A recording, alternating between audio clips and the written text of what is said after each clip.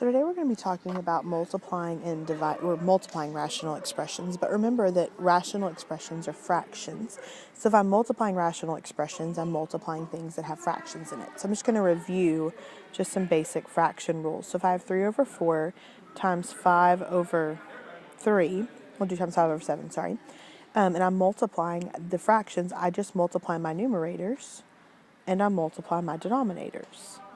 And then I reduce if I can. In this question, I can't, so my answer would just be 15 over 8. So multiplying is a lot easier because the denominators don't have to be the same. It doesn't matter if they're the same or different, we just multiply them, and that's how we get our answer. So sometimes we have interesting problems like 3 over 5 times 7 over 3. Well, if we do the math on that and we multiply the tops, 3 times 7 is 21, 5 times 3 is 15, and that reduces to 7 over 5. But look back at your original problem. So you have a 7 in the numerator, a 5 in the denominator, and you have a 3 in both the numerator and the denominator. So what happens is those 3's end up canceling each other out. We can mark them out, and we're just left with 7 over 5. It wouldn't matter how big the fraction was or how many terms it had. So if I had 2 over 4, do 2 over 5 times 7 over 4 times 4 over 5 times 3 over 2. Well, if I have something that's the same on top and bottom, they're going to cancel. So my 2's are going to cancel, my 4's are going to cancel, and then I can just multiply what I'm left with, and I would get 21 over 25.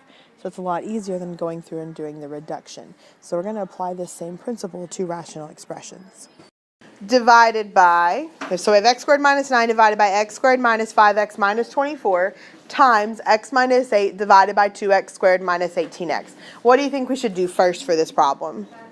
Yes. So I'm going to factor this. I'm going to color code things. So I'm going to highlight a part in one color and I'm going to write it in that same color so you can follow along with what pieces I'm doing. So how do I factor x squared minus 9? It is a difference of perfect squares, x minus 3x plus 3. So I'll take the square root of each piece.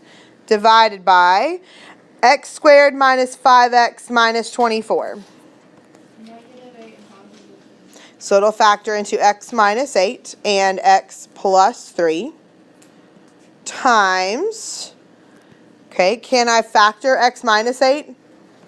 How do you know?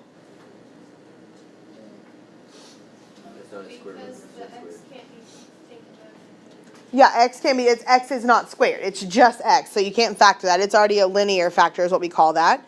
And I'm going to go ahead, I'm going to put it in parentheses because I need you guys, and this will make more sense in a second, I need you to understand that x and minus 8 go together. Like it's not an x and a minus 8, it is a quantity x minus 8. So I'm putting it in parentheses because I need you to see that when we group them together. So it'll make sense when we look at the next problem because you're going to be like, oh, can I do this? And we're going to talk about why you can't do something. And then what about 2x squared minus 18x? How do you factor that? You can take out a 2x, it's got a GCF, and you're left with x minus 9. So since this is a multiplication and division problem, just like with fractions, if we have something that's the same on top and on the bottom, we can cancel it out. So what cancels? X plus 3 and x minus 8. X plus 3 cancels, and x minus 8 cancels. Anything else? Nope. So my numerator is now just x minus 3, and my denominator is 2x times x minus 9. And that's half my answer.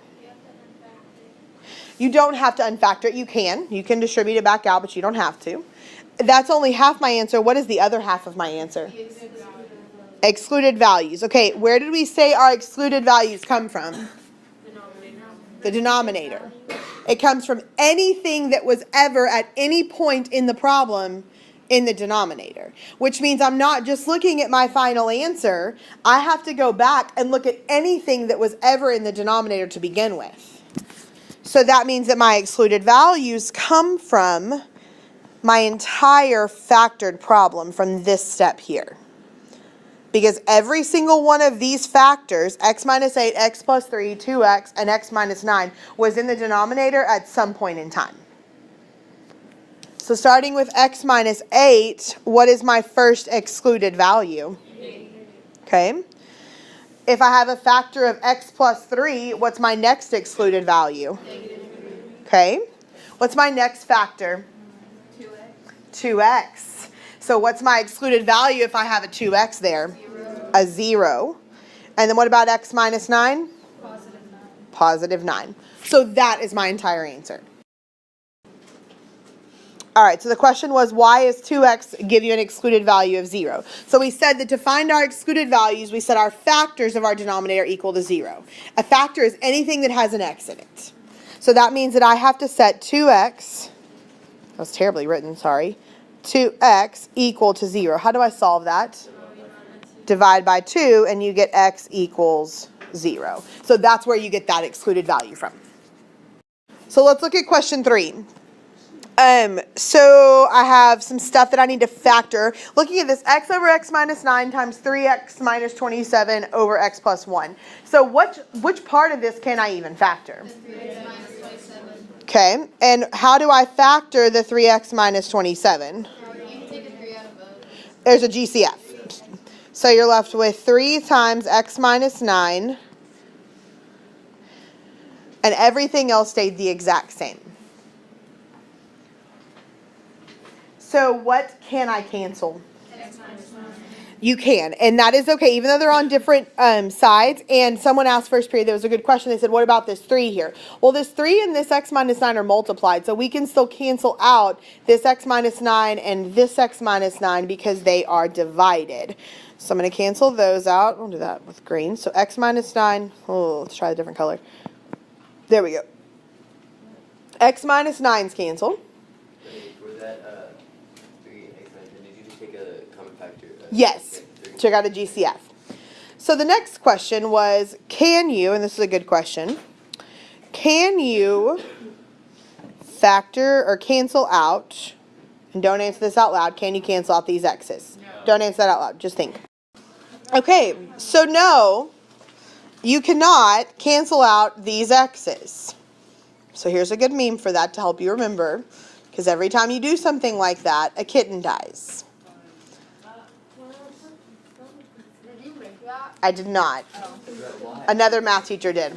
Okay, so the question is, why can you not cancel out these x's here? Because they're connected. Yes, because this x is connected to a plus 1.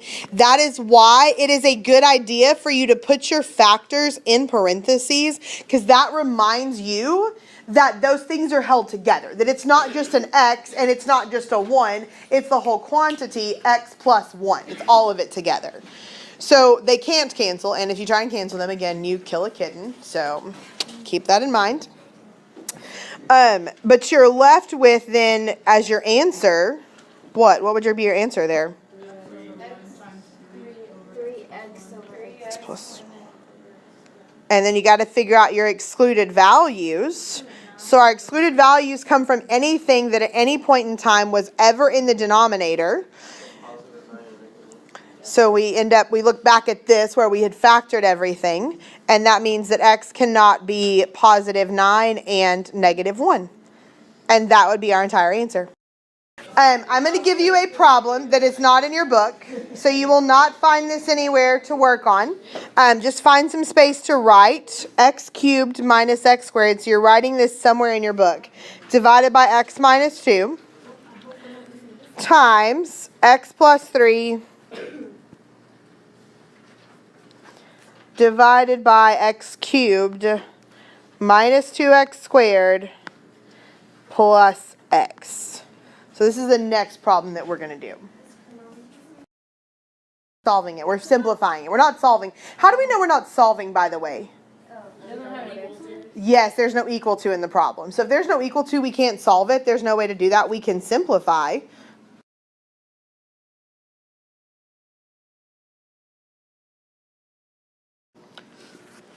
So in x cubed minus x squared, there's a GCF of x squared. And you're left with what? Yeah, don't forget that minus 1 part. A lot of you just typically tend to put like, oh, it's just an x left over. No. There's a minus 1 there. Can you factor that denominator? Okay. Can you factor the next numerator? Can you factor the denominator? Okay, how do you factor x cubed minus 2x squared plus x? Take out an x. And if you take out an x, you're left with? X squared minus 2x plus 1. Okay, so that looks better. Can I do anything else with it? Try again. You can. You can factor 1 and negative 1. x squared minus 2x plus 1. It does factor again. So I still have x squared times x minus 1 divided by x minus 2 times x plus 3 divided by x times, sorry, how did you say x squared minus 2x plus 1 factored? Okay, x minus 1, x minus 1. So there's my entire denominator. I am going to go back and around my factors that don't have parentheses. I'm going to put parentheses just to remind myself that, hey, these things are grouped together, that I can only cancel out that entire quantity. All right, so what cancels? Negative 1. Say that again. I'm sorry to hear what you said. You said all of x minus 1. Okay, so you want to know, can you cancel out all the x minus 1s? Okay, what do you think? No buddy system. There's a buddy system. I like that. There's a buddy system. So you can cancel out a pair of them. So you can cancel out an x minus 1 from top and an x minus 1 from bottom. But you cannot cancel out this other x minus 1 because it doesn't have a buddy to go with it. Yes. Yes.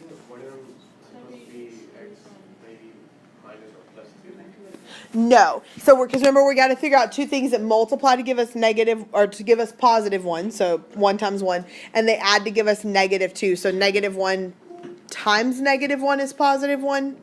And negative 1 plus negative 1 is negative 2. It's hard when you get with the ones, it makes the factoring complicated because you think in your mind it shouldn't work because it's all ones. So, but it does. What else cancels? Implying that something else does, by the way.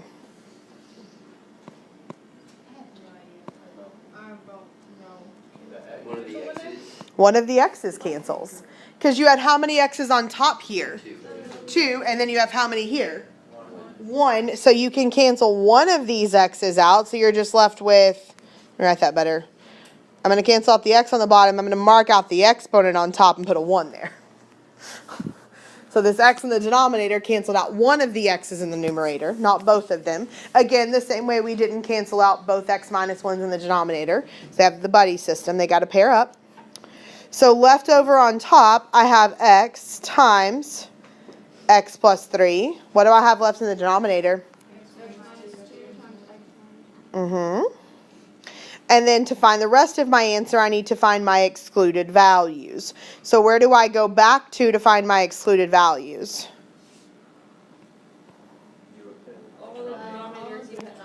All the denominators. So I'm going to go back to this part. I always go back and look at wherever it was that my entire denominator was factored. That's where I'm going to go look, is where was my entire denominator factored out. So starting from the beginning, okay, if my factor is x minus 2, what's my excluded value? 2. Okay. If my factor is x, what's my excluded value? 0. If my factor is x minus 1, what's my excluded value? 1. There you go. And that's your entire answer to your problem. One doesn't, we don't have to write it twice because there's no reason to be repetitive there. We're just saying x can't be 1. So if it can't be 1, we don't need to write it again because we already know that it can't be 1. So starting on page 536, you are going to do 1 through 7. All of them? All of them, 1 through 7. This is half of your assignment. This is the first half I'm giving you. And I'm not teaching tomorrow. Tomorrow I'll have a factoring test, and tomorrow you're going to work on this in class. So you can work on it for the rest of the class today, and then you can have all of class tomorrow to work. And these 7 problems I want done by the end of class tomorrow. So the question was in first period was, are we going to have homework over the break? No, I'm not assigning homework over the break. But if you're not going to be here tomorrow, you need to get these 7 problems done over the break. Okay, but I'm not assigning homework over the break. Does that make sense? Okay.